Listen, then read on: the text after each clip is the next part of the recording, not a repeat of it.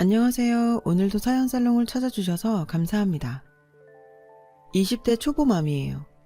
저는 대학교 1학년 때 소개팅으로 지금의 남편을 만나게 됐어요. 첫 만남에서는 서로 그저 그랬죠. 저나 남편이나 오늘 하루 보고 끝날 사이라고 생각했으니까요. 그런데 이걸 인연이라고 해야 할까요? 얼마 뒤 동아리 모임에서 다시 만나게 된 거예요. 모임 시간에 늦은 전 서둘러 오느라 화장도 못하고 캡모자를 푹 눌러 쓴 채였죠. 어찌나 헐레벌떡 뛰어갔던지 정신이 없어서 주변을 둘러볼 생각도 못했어요. 그래서 그곳에 남편이 있었다는 것도 몰랐죠. 하지만 남편은 절 봤다더라고요. 누군가 문을 박차고 후다닥 들어오는데 첫눈에 저인 줄 알겠더래요. 그리고 그 순간 이 여자다 하는 생각이 들었다더군요. 밝고 생동감 있어 보이는 모습이 딱 자기 스타일이었다나 뭐라나. 암튼 그날 이후 저와 남편은 동아리 방에서 자주 마주쳤어요. 당시 전 집안 분위기가 안 좋아서 남들 모르게 고민이 많았어요. 부모님 사이가 점점 나빠져서 별거에 들어가셨고 그 바람에 전 스트레스를 많이 받고 있었거든요. 외동딸이라 외롭게 지내던 제게 남편은 큰 위안이 되어 주었어요. 남편과 함께 있는 동안은 다른 걱정은 다 잊고 잠시나마 즐거웠거든요. 대학에 다닐 동안 남편 외에 다른 사람은 만나본 적이 없어요. 그러니 군대 간 남편을 기다리는 건 당연한 거였고요. 저나 남편이나 말로 표현하지는 않았지만 내심 우리가 결혼하게 될 거라고 믿고 있었던 것 같아요. 아주 당연하게요. 4학년 여름, 남편은 자기 어머니께서 절 만나고 싶어 하신다고 괜찮은지 물었어요. 전 물론 좋다고 했죠. 솔직히 그 말을 기다려왔거든요. 어차피 결혼할 사이인데 시간 끌 거 뭐 있냐 생각했으니까요. 만나보니 어머님은 좋은 분이셨어요. 인상도 온화하시고 마치 전부터 알고 지내던 사이처럼 절 편하게 대해주셨죠. 게다가 절 마음에 들어 하시더라고요. 얼마나 안심이 되던지 긴장이 확 풀리는 기분이었어요. 얼마 뒤 남편도 저희 부모님과 만났어요. 그동안 저를 통해 이야기를 전해들은 터라 편한 분위기에서 얘기를 나눌 수 있었죠. 돌아오는 길에 엄마가 그러시더라고요. 사람이 진중하고 참 좋아 보인다고요. 그러면서 미안하다고 하셨어요. 사실 저희 부모님은 재결합하신 지 얼마 안 됐거든요. 한때는 거의 이혼 상황까지 갔었지만 다행히 떨어져 지내는 동안 서로에 대해 많은 생각을 하셨대요. 거기엔 제 결혼에 대한 걱정도 있었고요. 이런 문제들을 상의하다 보니 오히려 함께 살 때보다 대화도 많아졌고 서로를 이해하는 마음도 생겼대요. 그 결과 재결합을 결정하게 되셨고요. 엄마는 중간에서 제가 많이 힘들었을 거라며 마음 다치게 해서 미안하다고 하셨어요. 전 다 지난 일이니 걱정 마시라고 했죠. 부모님께 인사를 드리고 얼마 지나 상견례를 하게 됐어요. 그 후로는 순탄하게 결혼 준비를 시작했고요. 제 입장에서는 대학 졸업 후 바로 하는 결혼이라 걱정됐지만 후회는 없었어요. 그 후에도 시어머니는 저희 부부를 많이 배려해 주셨어요. 권위적이고 매사에 부정적인 성격인 시아버지 앞에서도 많이 감싸주셨고요. 그러던 어느 날이었어요. 그날은 시댁에 저녁을 먹으러 가기로 한 날이었죠. 저희 부부는 오후에 영화를 보고 저녁 시간에 맞춰 시댁에 갈 예정이었어요. 그동안 남편도 회사 일로 바빴고 저도 애들 과외에 집안 살림까지 하느라 둘이 오붓하게 즐길 시간이 없었거든요. 간만에 재미있게 영화를 보고 나온 우린 영화관에서 꺼두었던 휴대폰을 켰어요. 근데 그 사이 부재 전화가 엄청 와 있더라고요. 문자도 수십 개나 와 있고요. 녹음된 음성을 듣던 남편은 사색이 됐어요. 어머님이 쓰러지셨으니 빨리 병원으로 오라고 도련님이 남긴 음성이었거든요. 저희는 너무 놀라 그 길로 곧장 병원으로 향했어요. 병원으로 가는 차 안에서 남편은 얼굴이 하얗게 질린 채 아무 말도 없었어요. 전 아무 일 없을 거라며 남편 손을 꼭 잡아주었죠. 달리 무슨 말을 할 수 있겠어요. 그저 곁을 지켜주는 것밖엔. 우리가 극장에만 가지 않았다면, 그랬다면 어머님 무사하셨을까? 자꾸 후회가 됐어요. 우리가 즐겁게 보낸 그 시간이 이렇게 죄스럽게 느껴질 수가 없더라고요. 병원에 도착해보니 어머님은 응급조치를 마치고 중환자실에 누워 계셨어요. 저희를 보자 도련님은 왜 이제야 왔냐고 화를 냈어요. 왜 이제야 오는 거야? 아버지도 형도 연락은 안 되지. 내가 얼마나 무서웠는지 알아? 엄만 다 죽어가는데 뭐하다 이제 와? 결국 도련님은 울음을 터뜨렸어요. 도련님 말에 따르면 일 끝나고 집에 와보니 어머님이 가슴을 움켜쥐고 주방에 쓰러져 있더란 거예요. 의사는 심근경색이라며 발견이 늦어서 마음의 준비를 하라고 했다는군요. 갑작스러운 상황에 황망하기만 했어요. 분명 아침나절만 해도 평소와 다를 바 없던 어머님이 돌아가실지 모른다니 도저히 믿을 수가 없었죠. 그런데 이 와중에도 아버님은 보이지 않더라고요. 우린 밤새 중환자실 앞에서 뜬 눈으로 밤을 새웠어요. 날이 밝자 아버님이 오셨고 잠시 뒤 어머님은 결국 세상을 떠나셨어요. 어머님의 죽음을 슬퍼할 겨를도 없이 우린 장례를 진행해야 했어요. 그 바람에 아버님이 지금껏 어디서 무얼 하셨는지는 물어볼 겨를도 없었죠. 모두들 제정신이 아니었으니까요. 장례를 치르는 내내 남편과 저는 영화를 보느라 일찍 시댁에 가보지 않은 걸 땅을 치고 후회했어요. 우리가 조금만 일찍 시댁에 갔더라면 어머닌 살 수 있었을 거란 죄책감에 눈물이 멈추지 않더군요. 그렇게 눈물 속에 어머님을 떠나보내고 일주일 정도 지났을까요? 아버님이 저희를 집으로 부르셨어요. 저희는 어머님 유품 정리 때문에 그러시는가 하고 별 생각 없이 시댁으로 향했죠. 그런데 시댁에 도착한 저희는 너무 놀라 입을 다물지 못했어요. 글쎄 아버님 옆에 처음 보는 아주머니가 찰싹 붙어있지 뭐예요. 아주 제 집인 양 말이에요. 인사들 해라. 앞으로 니들 어머니 될 사람이다.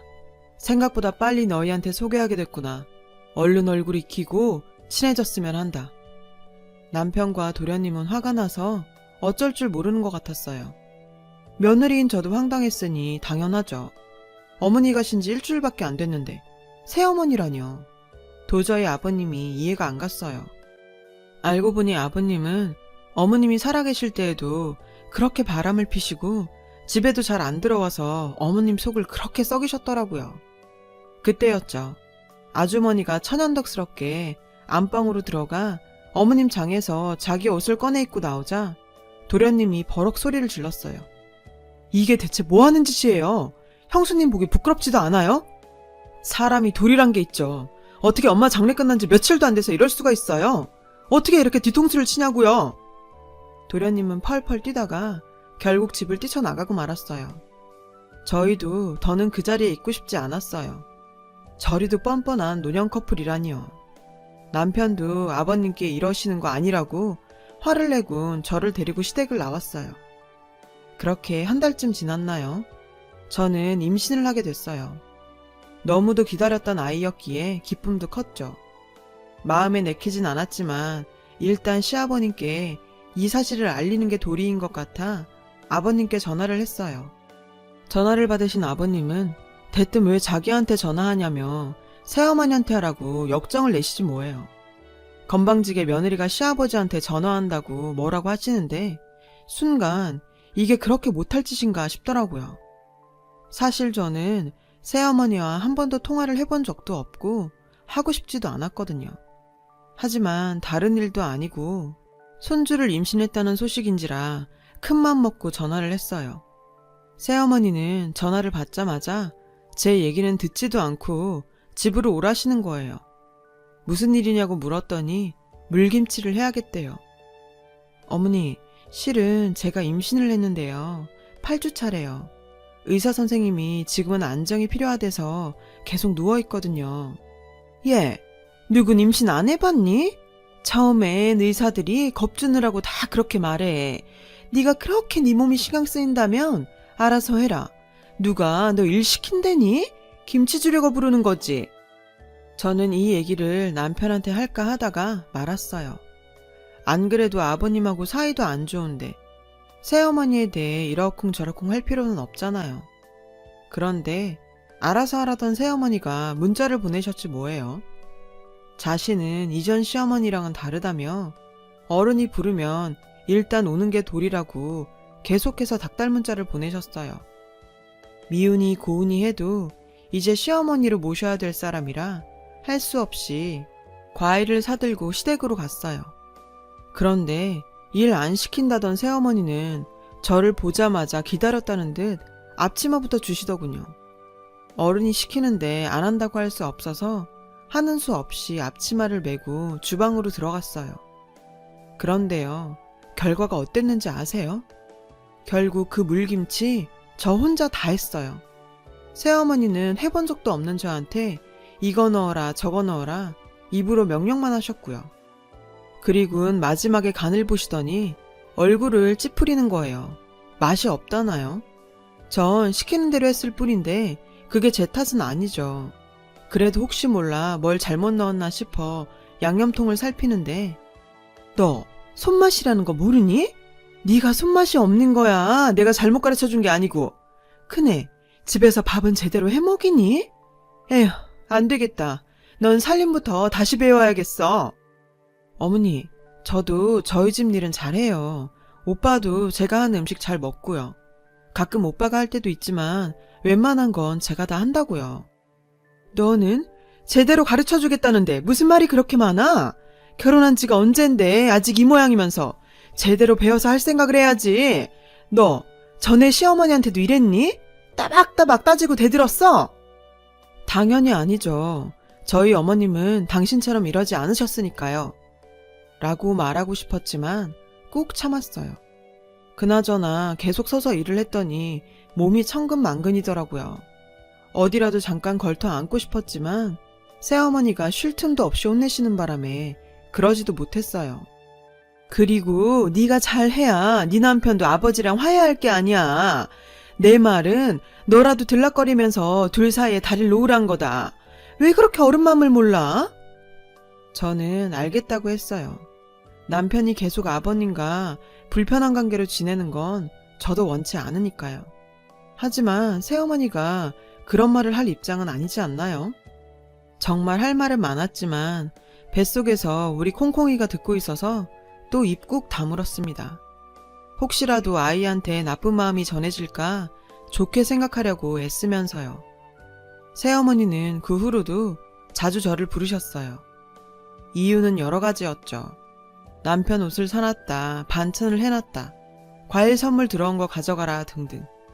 하지만 막상 가보면 그게 다 저 일 시키려는 핑계였더라고요. 옷도 제가 가서 주문을 해야 했고 반찬도 제가 만들어야 했고 모든 게 다 제 몫이었죠. 어쩔 땐 시댁 저녁 준비도 제가 했어요. 새어머니는 그때마다 나름의 이유는 되셨죠. 네 남편 취향을 모르니 어쩌니? 네가 골라야지. 반찬은 또 어떻고요? 네 남편 식성을 내가 아니?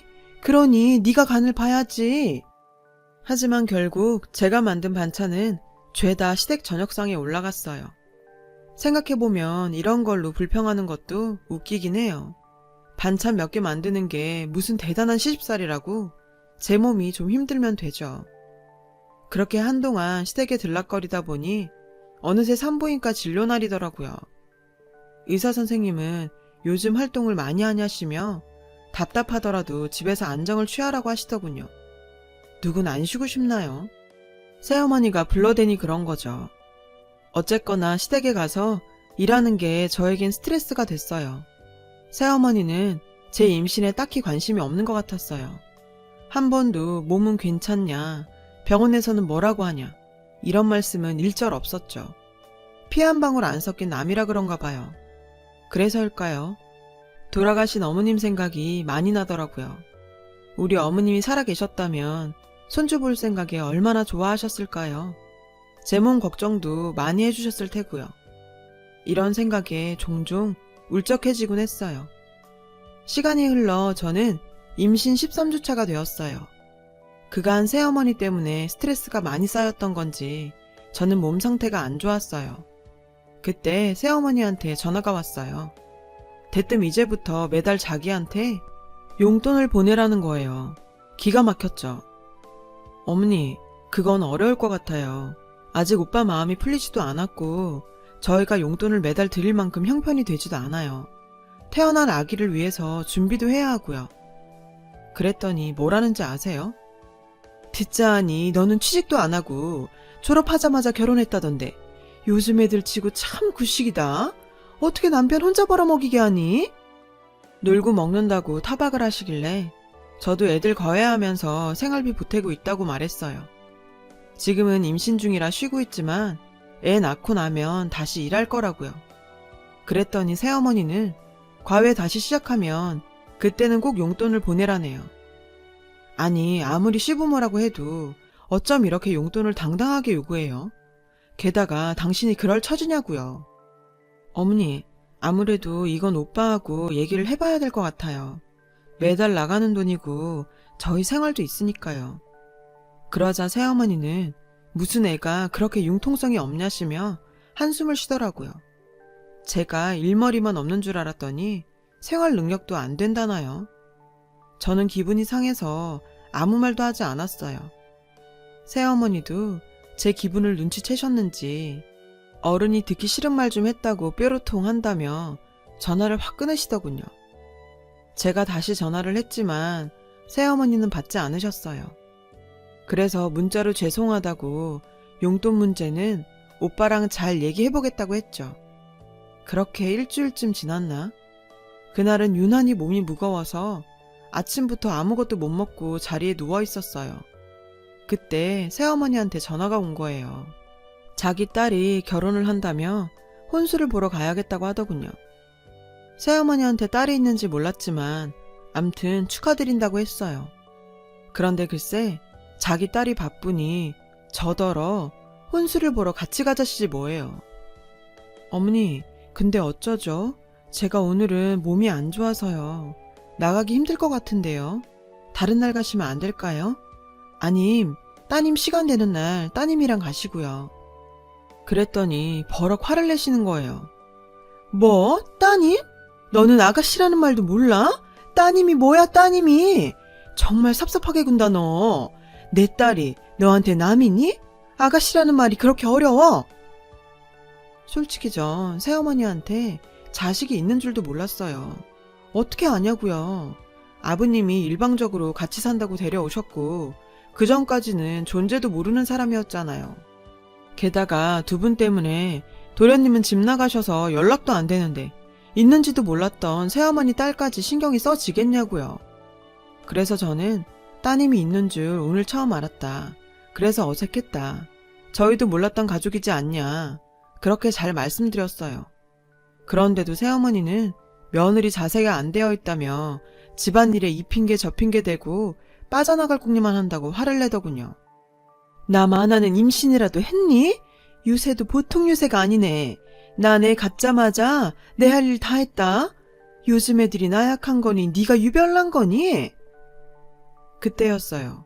수화기 너머로 시아버님 목소리가 들렸어요. 나 좀 바꾸라시더니 수화기를 뺏어 들곤 다짜고짜 호통을 치시는 거예요. 옆에서 듣자 하니까 정말 가관이구나. 시어머니한테 따박따박 말대꾸를 해? 내 지금껏 이런 며느리 듣도 보도 못했다. 어쩌다 집안이 개판이 되었는지 원 당장 오지 못해. 하는 수 없이 저는 무거운 몸을 이끌고 새어머니를 만나러 갔어요. 얼굴도 본 적 없는 아가씨라는 사람 혼수 준비를 하려고요. 전 그날 명동에 있는 백화점 2군데에 압구정에 있는 백화점까지 돌았어요. 대체 뭘 얼마나 사려고 하는지 몰라도 온 사방으로 절 끌고 다니시더라고요. 점점 다리가 무거워졌어요. 솔직히 전 혼수를 백화점에서 안 해서 가격도 잘 몰랐어요. 최소한으로 필요한 것만 사기로 했고요. 그런데 새어머니는 밍크코트까지 입어보시더라고요. 원래는 신랑 어머니만 해주는데 자기도 받기로 했다나요. 이것저것 입어보느라 아주 신이 났더라고요. 제 이마에선 식은땀이 연신 흘렀어요. 아침부터 아무것도 못 먹은 데다 무거운 몸으로 많이 걸은 탓이죠. 다리도 퉁퉁 부었고요. 나중엔 정신까지 몽롱하더라고요. 그때 새어머니가 이제 당신 옷을 사신다며 어서 가자고 하시는데 저는 무슨 정신으로 새어머니를 따라다녔는지 기억도 안 나요. 나중엔 정말 무거운 다리를 질질 끌고 다녔다니까요. 새어머니는 무거운 옷보따리를 한 짐 저에게 안기시고는 명동에 있는 백화점으로 다시 가시자며 주차장으로 향했어요. 주차장까지는 어떻게 가긴 했는데 운전석 문을 여는 순간 갑자기 기억이 뚝 끊어져 버렸어요. 기절한 거죠. 눈을 떠보니 병원 응급실이더라고요. 커튼 너머로 화가 잔뜩 난 남편 목소리가 들렸어요. 새어머니 목소리도 간간히 들렸지만 남편의 커다란 목소리에 곧 묻혀버렸죠. 지금 제정신이에요? 혼수요? 걔가 누군데요? 저희한테 제대로 소개나 시켜주셨어요? 안 그래도 병원에선 조심하라고 하는 사람을 이런 식으로 부려먹어도 되는 겁니까? 그때였어요. 언제 오셨는지 시아버님 목소리도 들리더군요. 부려먹긴 누가 부려먹냐? 지가 나오겠다고 하니까 놔둔 거지. 어디서 배워먹지 못한 놈처럼 어머니한테 큰 소리야? 그러자 새어머니가 울먹이며 그만하세요. 이게 다 제 죄죠. 미안하다 아가. 내가 몰랐구나. 정 힘들면 안 나올 줄 알았지. 괜찮으니까 나았나 보다 했다니까. 아니, 어떻게 임산부를 아무것도 안 먹이고 그렇게 끌고 다녀요? 아버지도 그래요. 무작정 이 아줌마 편만 들지 마세요. 그러자 시아버님이 노발대발 하셨어요. 새어머니를 아줌마라고 불렀다 이거죠. 저는 시아버님보다 옆에서 훌쩍이는 새어머니가 더 가증스러웠어요. 참다 못한 저는 커튼을 젖히고 남편을 불렀어요. 남편은 괜찮냐고, 왜 말하지 않았냐고 너무 미안하다며 제 손을 꼭 잡아주었죠.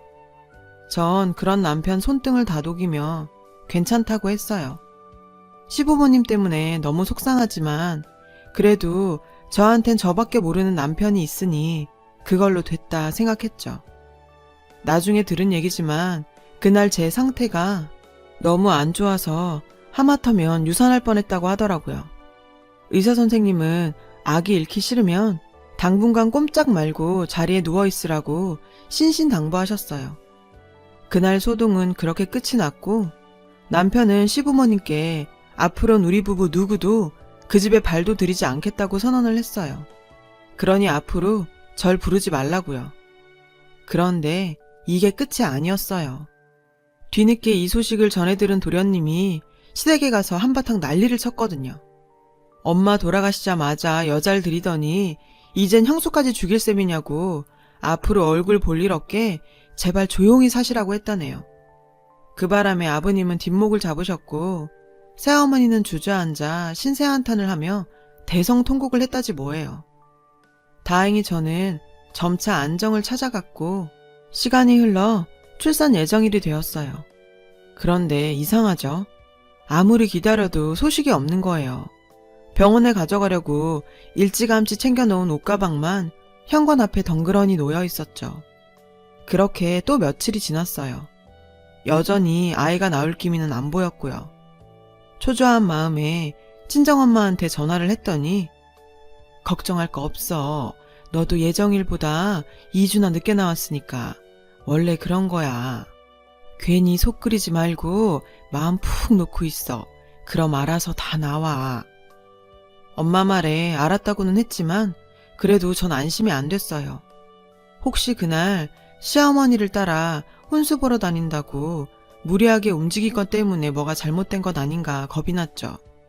싫으면 싫다고 솔직히 말하고 집에 있었으면 그렇게 하면 될걸. 바보같이 따라간 제 자신이 원망스러웠어요. 혹시라도 우리 아이한테 무슨 일이 생긴다면 전 정말 새어머니를 용서할 수 없을 것 같았어요. 그러면서도 한편으론 우리 아이만 무사히 태어나게 해준다면 그간 있었던 일들은 모두 용서하겠다고 생각했죠. 그렇게 불안한 날들이 이어졌어요. 그러던 어느 날 아침부터 그렇게 소변이 마려운 거예요. 화장실에 갔다 나오면 얼마 안 돼 또 마렵고 무거운 몸을 이끌고 몇 번이나 화장실을 들락거렸죠. 그러다 정오쯤 됐을까?